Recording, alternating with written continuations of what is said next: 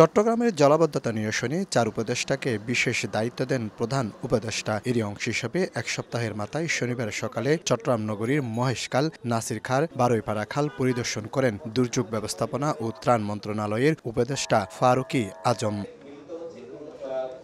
পরে দুপুরে সার্কিট হাউসে চট্টগ্রাম শহরে জলাবদ্ধতা নিরসনে সংশ্লিষ্ট দপ্তরের কর্মকর্তাদের সঙ্গে মতবিনিময় সভার আয়োজন করেন জেলা প্রশাসন। এ সময় ক্ষোভ জানিয়ে মেয়র বলেন, মে মাসের মধ্যে জলাবদ্ধতা সহনীয় পর্যায়ে আনার কথা বলা হচ্ছে। ২১টি খাল ও নালা সংস্কারে ১০০ কোটি টাকা বরাদ্দ চাওয়া হয়েছে, অথচ মাত্র ৫ কোটি টাকা বরাদ্দ দেয়া হয়েছে। আমরা এই যে ১০০ কোটি টাকার মধ্যে ৫ কোটি টাকার মধ্যে বরাদ্দ দিয়েছি, সেটা এখনো পাওয়া যায়নি।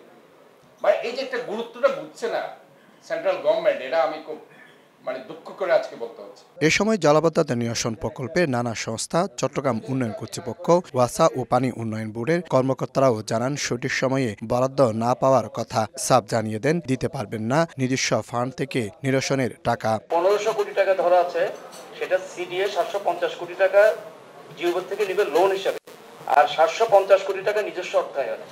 সিডিএ ওই লোন শোধ করার বা নিজস্ব অর্থায়ন থেকে দেওয়ার কোনো সামর্থ্য নেই। ১৩টি ছোট পরিসরের লাইন, যেগুলোতে একটু কস্ট ইনভলভমেন্ট কম, এগুলো আমরা ১৩টি প্রতিবন্ধকতা অপসারণের জন্য ইতিমধ্যে আমরা ৩টা টেন্ডার কল করেছি চট্টগ্রাম মহাশয়ের পক্ষ থেকে। তবে সংস্থাগুলোকে আশ্বাস দিয়ে দুর্যোগ ব্যবস্থাপনা ও ত্রাণ মন্ত্রণালয়ের উপদেষ্টা ফারুকী আজম জানান, অগ্রাধিকার ভিত্তিতে প্রাধান্য দিয়ে পর্যাপ্ত বরাদ্দ দেয়া হবে। যেহেতু চট্টগ্রামের জলাবদ্ধতা অগ্রাধিকার পেয়েছে, এই উপদেষ্টা পরিষদে ফান্ডের একটা ফ্লো আমরা থাকবে। চট্টগ্রাম নগরীর জলাবদ্ধতা নিরসনে ৮,৫০০ কোটি টাকা এরই মধ্যে ব্যয় হলেও দৃশ্যমান উন্নয়ন এখনও চোখে পড়ছে না।